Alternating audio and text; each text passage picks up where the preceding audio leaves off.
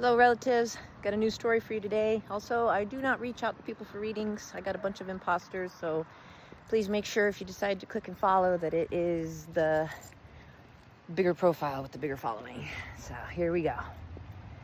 Once, when the world was younger, I was a teenage girl. She was always a bit of an oddball, very sensitive, very plugged in to the earth and to nature. But she was an oddball, so she tended to keep to herself. This particular day, the entire village was traveling through this huge prairie. And I mean huge. She walked along the outskirts of everyone that was traveling together to keep to herself, not to cause any trouble. But a storm began to gather, and it was a huge storm, and it descended upon the village quickly. They all began to pick up pace, moving as fast as they could, but the storm was coming in faster than they could move. They finally broke into a run as the lightning began to flash, and it's as if the heavens parted and poured down water upon all their heads. They could barely see where they were going. They tried to call out to each other, mothers grabbing for their children's hands to race, looking for shelter, for there was a row of trees off to the right. And they kept running, but she got separated. She ran blindly through the pouring water, only brief flashes of lightning lighting up the darkness for her to see, but she could not see where she was going. And she slipped, and she fell.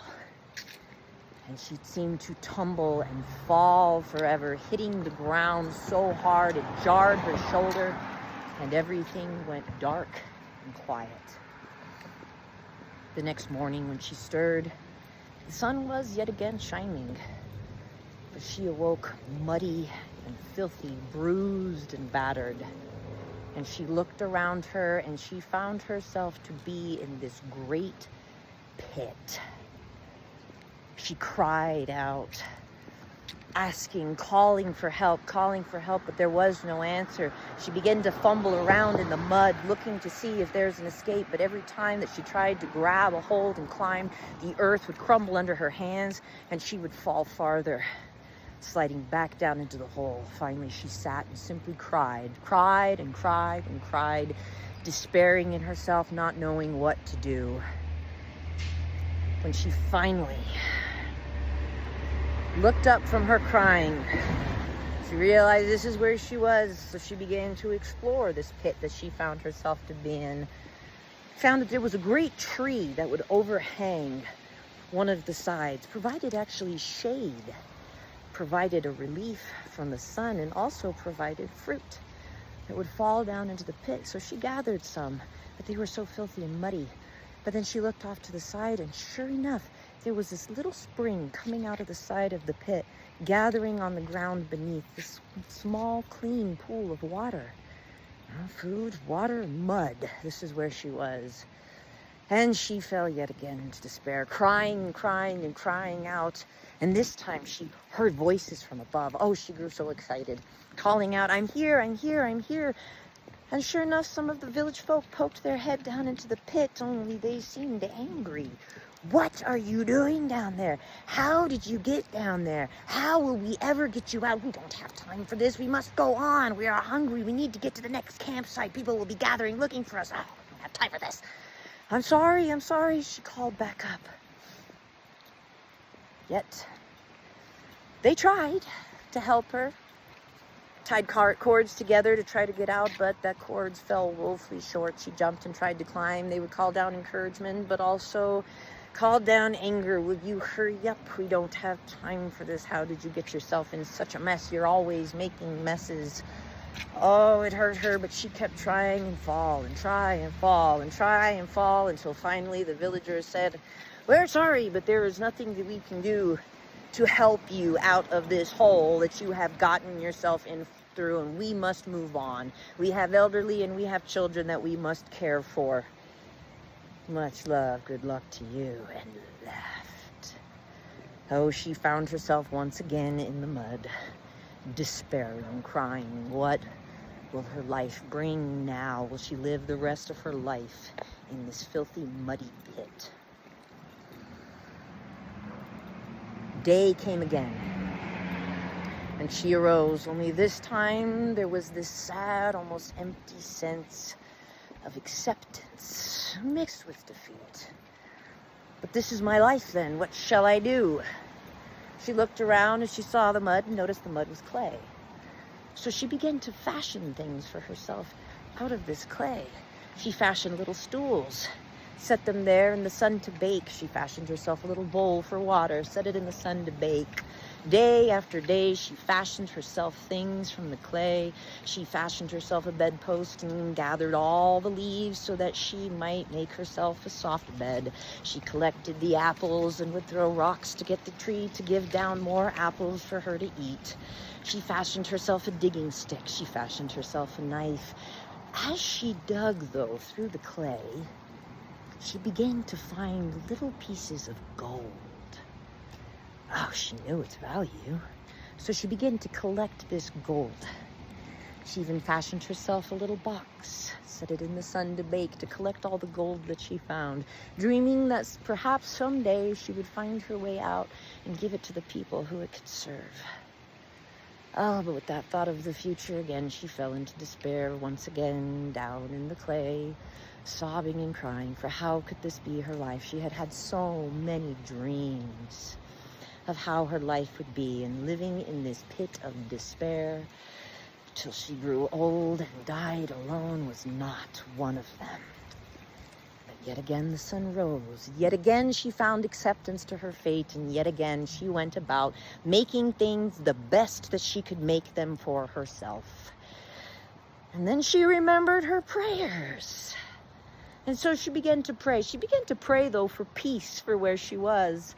She had ceased long ago to ask for help, to be delivered out of this pit.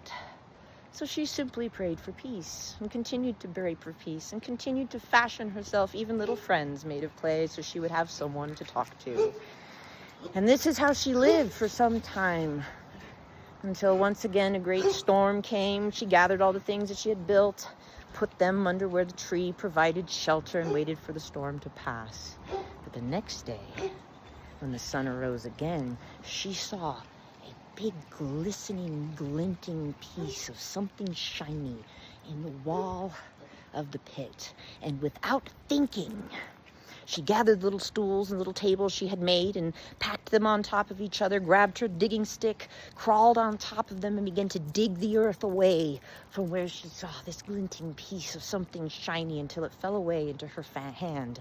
And there in her hand was a piece of gold, nearly the size of 2 fists put together. And oh, she sat back and she celebrated. Look at this, the wealth and the food and everything that this could give the people. Oh, I wish someday to be able to share this. Oh, I do. And she sat down and thanked Creator for the beautiful gift that was given to her after the storm. And when she looked up, though, she noticed there was now a hole in the pit, and that she had reached higher in the pit than she had ever reached before. And an idea began to come to her. I wonder if I could build steps to lift myself out of this pit of despair. And she set to work. She built more and more steps, each from larger getting smaller, so she might climb herself out of this pit. Excitement began to grow. Could it possibly be her freedom? Did she finally stand in an idea that could release her from this place? And she built and built and built for days and days and days until she had finally managed to make stairs almost all the way up to the top. She tore her dress, filled the edges with all the gold that she could carry, hooked it to her waist for this day. This day would be her freedom. The other side of her dress, here is the apples, her poor garment now, torn to shreds, but she was going to get out. So she took her digging stick, climbed the stairs, and dug yet more holes in the side of the pit so that she could release herself. And when she finally pulled herself out of the edge and rolled onto the grass at the top of the pit, she lay there and cried once again, only this time not in despair, but in utmost gratitude. She gathered the belongings that she had been able to bring with her out of the pit and set forth, for she knew where the campsite was, so excited that she would be able to see her family and her friends once again. Yes, she would forgive them, for she had understood long ago, sitting in the pit, why they had had to leave her, and she had made the same vow to herself in the pit, that if she ever got out, those that were kind to her and those that were have need, she would give them this gold and see their lives better for it, better for her experience. But when she began to come near people, they would look at her in disgust, filthy and ragged that she was for her time in the pit of despair. And so many of them would turn from her, and her heart grew heavy. Here I am now at the pit of despair, only come forth into yet another pit of despair. And oh, she hung her head, but she would not give up. She kept going, and she found that this over here, this old woman come to her. Oh my dear, what has happened to you? Come, come, come. And helped her bathe and was kind to her. And so she gave her gold, and the old woman wept with joy how sorely she needed this. She continued her travels. Many more turned from her in disgust, and yet another young man came to her. Oh, my dear, you need more clothing. Here, take my daughter's dress. May I have this? Oh, the kindness. And she gave him gold and watched his eyes again fill with tears of how sorely this was needed for his family and his children that had fallen on hard times. She continued on her path just like this, many people turning away from her, some turning towards her, and every one that turned towards her, she would gift some gold. Over and over and over again, she continued this path till all she had was this huge chunk. And when she came to her village, they were no more. No one remained there to greet her. She sat and she cried. She also had remembered, they may not be here, but how much kindness have I seen in the time since I have freed myself? No, I know what I will do. I will find myself a new place to be. I will keep this peace that freed me from the pit for myself. I will build something new for myself. I will find my own peoples, make my own peoples, and I will share my stories of my struggle, my acceptance, my defeat, and my despair with anyone who would listen to me, so that they might be freed not by gold and wealth, but by the abundance of what never giving up may bring. And so it is. I have resonated so fully with this story for a long time. And yes, I know it's a long story, but in the days of old, my friends, we had attention spans much longer than we have now. And the wealth that we got from the old stories changed lives, changed hearts, changed minds over and over and over again. It is how these stories have lasted through the ages for me to be able to sit with the elders and bring them forward to share them to you. For at some point in time in life, the likelihood that we will find ourselves in some kind of pit of despair, feeling trapped, feeling alone, feeling abandoned, whether physically or emotionally, we will see ourselves trapped in times of our lives. I know I have. And I know what it is to cry in despair, feeling like this is my life. Really? This is my life and the future that it brings? But I have also felt that emptiness of acceptance, where I've come to a place of, it is what it is. This is where I find myself. What can I do with where I am, instead of reaching into the past or the future of where I'm supposed to be or where I want to be? And that is when I find the gold. That is when I find these little awarenesses, these lessons, these learnings. I find perhaps the thing that I didn't see that caused me to come to the place where I found myself in that moment. And those little gold pieces, those little pieces of wisdom, is what I believe such a big part of my purpose on this planet is to bring. These stories that came to me in moments of pain or defeat, shared with me by others, that uplifted me, that gave me hope, that gave me strength, that reminded me of something that I had forgotten. This is what my offering of gold today is for you. I've got more stories. I've been absent for a while. I'll bring them to you more regularly again. All my relatives. So few of us walk an easy road. But the wisdoms that come to us from roads less traveled, from roads paved with obstacles, and often roads paved with pain and challenges. Your story can uplift others. Your story can share with others that they are not alone. And sometimes, yes, we need to sit and look at our story and look at what needs to be changed. Are we the victim in our story? Have we made ourselves into the bad guy? Have we been defeated in our story? Is our story that this has been my past and will forever be my future?